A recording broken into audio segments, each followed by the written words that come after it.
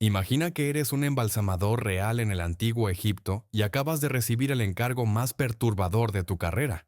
La esposa del faraón yace ante ti en una losa de mármol. Pero esto no es un embalsamamiento normal. Te han ordenado preservar su cuerpo de una manera que desafía todas las tradiciones sagradas que conoces. Y la razón te hiela la sangre. Esto no es ficción. Esto era la realidad diaria en el antiguo Egipto, donde las prácticas íntimas eran tan extremas que traumatizarían las mentes modernas. ¿Crees que sabes sobre la civilización egipcia, los tesoros dorados, los magníficos faraones, las misteriosas pirámides? Esto es lo que no te enseñan en la escuela. El antiguo Egipto tenía prácticas sexuales tan extremas que los arqueólogos victorianos literalmente ocultaron las pruebas, donde los niños reales eran sometidos a abusos horrendos por parte de sus propias familias, y donde los festivales religiosos se convertían en orgías de violencia y caos sexual que duraban una semana. Lo que estoy a punto de mostrarte te hará cuestionar todo lo que creías saber sobre una de las mayores civilizaciones de la historia, porque la verdad sobre las prácticas íntimas egipcias es tan perturbadora que los museos de todo el mundo intentaron ocultar las pruebas durante más de un siglo. Entre el 300 y el 30 Azazo, a lo largo de las fértiles orillas del Nilo, los egipcios desarrollaron prácticas que escandalizarían incluso a las mentes más liberales de hoy. No se trataba solo de placer personal o ceremonias religiosas, se trataba de control cósmico, poder divino y el uso sistemático de la sexualidad como arma de dominación política. Los faraones no eran solo reyes, eran dioses vivientes cuya actuación íntima se creía que controlaba directamente la fertilidad del Nilo, el éxito de las cosechas y la supervivencia de la civilización egipcia misma. Esto creó una enorme presión para demostrar la potencia divina a través de exhibiciones cada vez más extremas. Las pruebas provienen de inscripciones en templos que los turistas nunca ven, documentos en papiro que describen prácticas demasiado explícitas para las exhibiciones de museos y descubrimientos arqueológicos que los eruditos victorianos ocultaron deliberadamente de la vista pública. Cuando los arqueólogos del siglo XIX descubrieron imágenes explícitas en tumbas y templos egipcios, quedaron tan escandalizados que destruyeron las pruebas o las guardaron en colecciones privadas. La sociedad egipcia operaba bajo el principio de que la energía sexual era energía cósmica. Cada acto de intimidad era potencialmente un ritual religioso. Cada orgasmo, una conversación con los dioses. Cada posición sexual, una forma de oración. Este sistema de creencias creó una cultura donde los límites entre la adoración y la intimidad, entre el deber religioso y el placer personal, desaparecieron por completo. Pero esta sexualidad cósmica venía con un lado oscuro. Los niños nacidos en familias de élite se encontraban atrapados en un sistema que trataba sus cuerpos como propiedad religiosa. Los esclavos domésticos enfrentaban abusos sexuales sistemáticos que se consideraban no solo legales, sino religiosamente necesarios. Y cuando las cosas salían mal, cuando el Nilo no se desbordaba o las cosechas fallaban, las prácticas sexuales se volvían cada vez más desesperadas y violentas. El descubrimiento que lo cambió todo no ocurrió en una excavación dramática de una tumba, sino en un tranquilo laboratorio en 1925. El equipo de Howard Carter estaba realizando el primer examen detallado de la momia de Tutankamón cuando notaron algo que perseguiría a la egiptología durante el próximo siglo. Los genitales del joven rey estaban ausentes, no dañados, no deteriorados, sino quirúrgicamente extirpados con la precisión de un médico experto.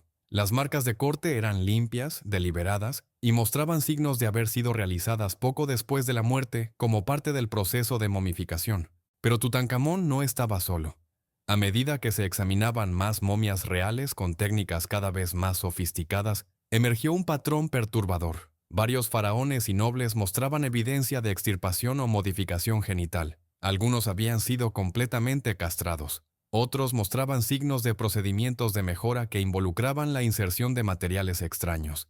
El descubrimiento más impactante provino de la tumba de un príncipe anónimo de la dinastía 18. Su momia reveló no solo genitales ausentes, sino evidencia de que la extirpación se había realizado mientras aún estaba vivo. El análisis médico de la estructura ósea y los restos de tejido sugería que esto no era un castigo ni un accidente, sino un procedimiento religioso deliberado. Los textos egipcios antiguos comenzaron a tener un sentido perturbador, referencias a hacer que los muertos fueran más perfectos para la otra vida, descripciones de preparar el cuerpo para el servicio eterno a los dioses e instrucciones para modificar a los fallecidos para asegurar un funcionamiento espiritual adecuado en el próximo mundo. Las implicaciones eran asombrosas. Si los egipcios modificaban rutinariamente los genitales de sus muertos, ¿qué decía esto sobre sus actitudes hacia la sexualidad en el cuerpo humano? ¿Eran estas modificaciones puramente post-mortem o reflejaban prácticas realizadas en los vivos también? Pero quizás lo más perturbador de todo fue la forma sistemática en que los arqueólogos victorianos ocultaron esta evidencia. Cuando los primeros egiptólogos encontraron imágenes sexuales explícitas o evidencia de modificación genital, no solo las ignoraron, las suprimieron activamente, retirando artefactos de la vista pública y editando descripciones de informes oficiales. Durante más de un siglo, la verdadera extensión de las prácticas sexuales egipcias fue ocultada no por el secreto antiguo, sino por la vergüenza moderna y la mojigatería victoriana que no podía aceptar lo que la evidencia mostraba claramente. Pero los genitales ausentes eran solo el comienzo de lo que los arqueólogos encontraron. El sistema de control sexual egipcio operaba a través de una jerarquía compleja que determinaba cada aspecto de la vida íntima. En la cima estaban los faraones, cuya actuación sexual se consideraba vital para la supervivencia de Egipto. Debajo de ellos, los nobles y sacerdotes enfrentaban una enorme presión para demostrar su valía a través de exhibiciones sexuales y devoción religiosa. En la base estaban los esclavos domésticos, particularmente los niños, que enfrentaban abusos sistemáticos que no solo se toleraban, sino que se consideraban religiosamente obligatorios. Los niños reales nacidos en este sistema enfrentaban un destino particularmente horrendo. Los textos egipcios antiguos describen cómo las familias de élite dedicaban a sus hijos más jóvenes al servicio del templo, donde se les entrenaba en técnicas sexuales desde una edad temprana. Estos niños, algunos de tan solo 6 o 7 años, aprendían que sus cuerpos no les pertenecían a ellos, sino a los dioses. El entrenamiento era exhaustivo y brutal. Los niños aprendían posiciones específicas, técnicas para prolongar el placer y métodos para mantener la excitación durante ceremonias religiosas prolongadas. Se les enseñaba a disociarse de sus propias sensaciones físicas, a ver sus cuerpos como instrumentos en lugar de propiedad personal.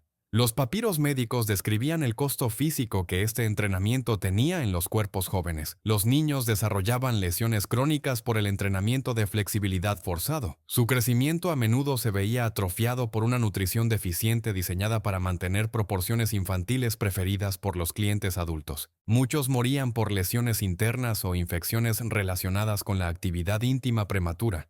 Pero el abuso se extendía mucho más allá del entrenamiento en los templos. Las familias egipcias ricas usaban rutinariamente a sus esclavos domésticos para el placer, siendo los niños especialmente valorados por su supuesta pureza y maleabilidad. Los documentos legales muestran que los esclavos niños podían comprarse y venderse específicamente para propósitos sexuales, con su valor determinado por la edad, la apariencia y el entrenamiento. El impacto psicológico fue devastador. Los sobrevivientes que llegaban a la edad adulta mostraban síntomas que los psicólogos modernos reconocerían como trauma severo. Tenían dificultades para formar relaciones normales, a menudo se volvían sexualmente compulsivos o completamente retraídos, y frecuentemente morían jóvenes de lo que los textos antiguos llamaban eufemísticamente corazones rotos. Quizás lo más perturbador era cómo este abuso se justificaba a través de la doctrina religiosa. Los sacerdotes enseñaban que el servicio sexual a los dioses era la forma más alta de adoración, que los niños elegidos para tal servicio eran bendecidos en lugar de victimizados. Se animaba a las familias a sentirse honradas cuando sus hijos eran seleccionados para tareas en el templo, incluso cuando entendían la verdadera naturaleza de lo que sucedería. La dimensión económica añadía otra capa de horror.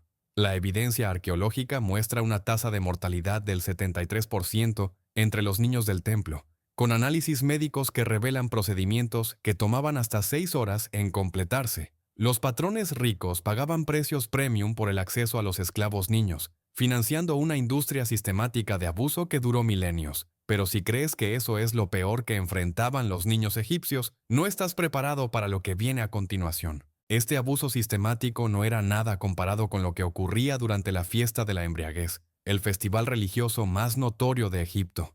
Lo que estoy a punto de revelar involucra prácticas tan extremas que cuando los primeros arqueólogos descubrieron evidencia, literalmente quemaron los documentos en lugar de traducirlos para el consumo público. Lo que estoy a punto de describir hará que todo lo que acabas de escuchar parezca un cuento para niños. La siguiente práctica combina la adoración religiosa con la violencia sexual en una escala que escandalizaría incluso a las audiencias modernas. Involucró a toda una civilización descendiendo en orgías de caos que duraban una semana. Y la evidencia arqueológica prueba que realmente ocurrió exactamente como lo describen las fuentes antiguas. Antes de que profundicemos en la parte más perturbadora, dale me gusta si puedes manejar lo que viene a continuación. Y definitivamente comenta abajo para decirme desde dónde estás escuchando. Creo que es increíble que personas de todo el mundo estén conectadas por la misma curiosidad sobre las partes más oscuras de la historia humana. La fiesta de la embriaguez representaba el pináculo absoluto del extremismo sexual egipcio, un festival anual dedicado a la diosa Hathor que transformaba a toda la civilización en una orgía de violencia, sexo y caos religioso que duraba una semana. Lo que comenzó como una celebración de la feminidad divina evolucionó en algo que sería considerado un crimen contra la humanidad según los estándares modernos. Los orígenes del festival se encuentran en la mitología egipcia, específicamente en la historia de Sekhmet, la diosa leona que casi destruyó a la humanidad en un frenesí ebrio. Según la leyenda, los dioses tuvieron que inundar Egipto con cerveza mezclada con ocre rojo para hacer que Sekhmet pensara que estaba bebiendo sangre, lo que la llevó a intoxicarse tanto que olvidó su misión asesina y se transformó en la más gentil Hathor. Este mito se convirtió en la plantilla para una celebración anual que alentaba a todos los egipcios a emborracharse hasta alcanzar un estado de posesión divina. Pero el festival iba mucho más allá de la simple intoxicación. Los participantes creían que, en su estado de ebriedad, se convertían en recipientes de los propios dioses, libres para actuar según cualquier impulso sin consecuencias morales o legales. La preparación comenzaba meses antes. Las autoridades del templo elaboraban grandes cantidades de cerveza, a menudo añadiendo sustancias psicoactivas derivadas de flores de loto y otras plantas. La mezcla resultante no solo intoxicaba, producía alucinaciones y reducía drásticamente las inhibiciones. Los participantes reportaban experimentar visiones, escuchar voces divinas y sentirse poseídos por fuerzas sobrenaturales. Cuando comenzaba el festival, las reglas sociales normales desaparecían por completo. Los amos tenían sexo con esclavos en plazas públicas. Las mujeres casadas abandonaban a sus familias para unirse a bandas itinerantes de juerguistas. Los niños eran expuestos a actos sexuales explícitos y a menudo se convertían en participantes ellos mismos. Toda la civilización descendía en un caos que duraba 7 días y noches. Los textos antiguos describen escenas que escandalizan incluso a los lectores modernos. Grupos de egipcios intoxicados irrumpían en las ciudades, entrando a la fuerza en los hogares y obligando a los habitantes a unirse a sus celebraciones. Las mujeres eran sometidas a abusos grupales que se consideraban comunión religiosa. Los hombres competían para ver quién podía mantener la excitación sexual durante los periodos más largos mientras estaban completamente intoxicados. La violencia era tan extrema como la sexualidad. Los participantes se atacaban entre sí con frenesí sexual, mordiendo, arañando e infligiendo heridas que se consideraban marcas de favor divino. Algunos juerguistas morían por lesiones internas causadas por actos sexuales violentos. Otros eran pisoteados por multitudes de celebrantes intoxicados que se movían por calles estrechas. La justificación religiosa hacía que todo fuera aún más perturbador. Los sacerdotes enseñaban que cualquier acto realizado durante el festival era por definición santo, ya que los participantes estaban poseídos por espíritus divinos. El abuso se convertía en comunión religiosa. La violencia se convertía en ofrenda sagrada. El abuso infantil se convertía en bendición divina. Los visitantes extranjeros dejaron relatos que revelan el horror internacional ante estas celebraciones. Los diplomáticos mesopotámicos describieron el festival como prueba de que los egipcios eran bárbaros, disfrazados de una civilización sofisticada. Algunos reinos se negaban a enviar embajadores a Egipto durante los periodos del festival, temiendo por su seguridad y contaminación moral. Las secuelas del festival eran tan traumáticas como el evento mismo. Los participantes a menudo no recordaban lo que habían hecho mientras estaban intoxicados, lo que generaba un trauma psicológico cuando descubrían evidencia de sus acciones. Las familias se destruían cuando los miembros descubrían lo que sus parientes habían hecho durante la celebración. Los niños nacidos 9 meses después del festival enfrentaban estigma como descendientes de posesión divina en lugar de concepción normal. El impacto económico fue asombroso. Ciudades enteras se paralizaban durante una semana mientras la población se entregaba a la juerga ebria. El trabajo agrícola se detenía, el comercio cesaba y las funciones gubernamentales se paralizaban. El costo en productividad perdida era enorme, pero los faraones lo consideraban un gasto necesario para mantener el equilibrio cósmico. El festival también cumplía propósitos políticos. Al proporcionar una válvula de escape para las tensiones sociales, permitía al sistema egipcio mantener una jerarquía rígida durante la mayor parte del año. Los ciudadanos podían rebelarse contra la autoridad, los amos podían ser humillados por los esclavos y las normas sociales podían violarse, pero solo durante este periodo cuidadosamente controlado de caos. La evidencia arqueológica confirma la naturaleza extrema de estos festivales. Las excavaciones de sitios de templos revelan cámaras especializadas diseñadas para actividades sexuales grupales con características que sugieren que se usaban para actos violentos y degradantes. La evidencia física coincide con los relatos perturbadores dejados por escritores antiguos. El colapso sistemático de la cultura sexual egipcia comenzó durante el período tolemaico, cuando los gobernantes griegos intentaron imponer valores mediterráneos en las prácticas religiosas egipcias. El choque entre el racionalismo griego y el misticismo sexual egipcio creó una crisis que finalmente destruyó ambos sistemas. Los ptolomeos, a pesar de ser gobernantes extranjeros, se sentían obligados a participar en los festivales religiosos egipcios para mantener la legitimidad con sus súbditos, pero sus sensibilidades griegas estaban horrorizadas por las prácticas sexuales extremas que encontraban. Cleopatra I intentó modificar la fiesta de la embriaguez, reduciendo su duración e imponiendo límites a la violencia y la sexualidad pública. Estas reformas desencadenaron una crisis religiosa. Los sacerdotes egipcios argumentaban que modificar el festival enfurecería a los dioses y traería desastres cósmicos. Señalaban desastres naturales, derrotas militares y problemas económicos como evidencia de que los dioses ya estaban disgustados con la interferencia extranjera. La crisis alcanzó su punto máximo durante el reinado de Cleopatra III, quien enfrentó la tarea imposible de satisfacer tanto las expectativas religiosas egipcias como las demandas políticas romanas. Los observadores romanos estaban escandalizados por las prácticas sexuales egipcias, viéndolas como evidencia de barbarie y decadencia moral. Pero los sacerdotes egipcios amenazaban con rebelión si los festivales tradicionales se abandonaban por completo. La solución de Cleopatra fue crear versiones privadas de los festivales para los líderes religiosos egipcios mientras presentaba una cara pública más modesta para las audiencias romanas. Este compromiso no satisfizo a nadie y creó una cultura de hipocresía que socavó tanto la autoridad religiosa egipcia como el control político romano. El abuso de niños se volvió aún más sistemático durante este periodo, ya que los gobernantes desesperados intentaban demostrar su devoción a las tradiciones egipcias mientras ocultaban la evidencia de la supervisión romana. Los esclavos niños eran traficados en mayor número, y su abuso se realizaba en cámaras secretas a las que los oficiales romanos no tenían acceso. El costo psicológico para la sociedad egipcia fue enorme. Generaciones de niños habían sido criados en un sistema que normalizaba la violencia sexual y el extremismo religioso. Cuando la presión externa forzó cambios en estas prácticas, muchos egipcios experimentaron una forma de trauma cultural. Habían perdido no solo tradiciones religiosas, sino todo su marco para entender la sexualidad y la relación divina. El colapso final llegó con la conquista romana en el 30 a.C.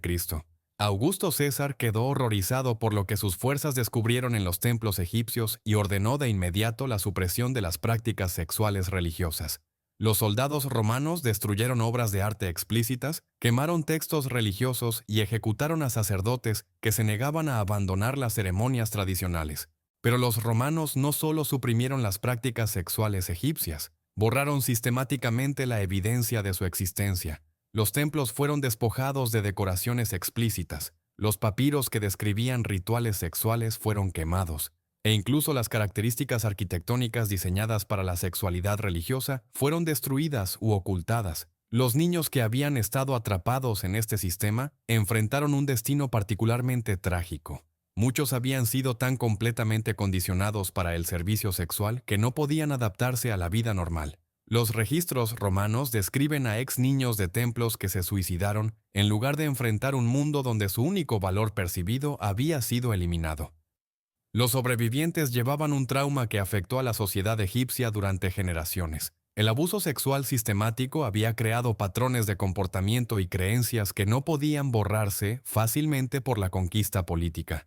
Los gobernadores romanos reportaron problemas continuos con cultos sexuales clandestinos, redes de tráfico de niños y movimientos religiosos que intentaban restaurar las prácticas tradicionales en secreto. Pero incluso los romanos no pudieron destruir toda la evidencia. Lo que dejaron atrás escandalizaría a los arqueólogos victorianos hasta crear el mayor encubrimiento en la historia arqueológica.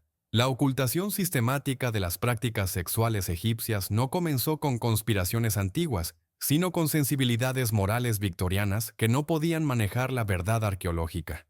Cuando los exploradores del siglo XIX encontraron imágenes sexuales explícitas en tumbas y templos egipcios por primera vez, enfrentaron una crisis cultural que dio forma a la egiptología durante el siglo y medio siguiente. El patrón se estableció temprano.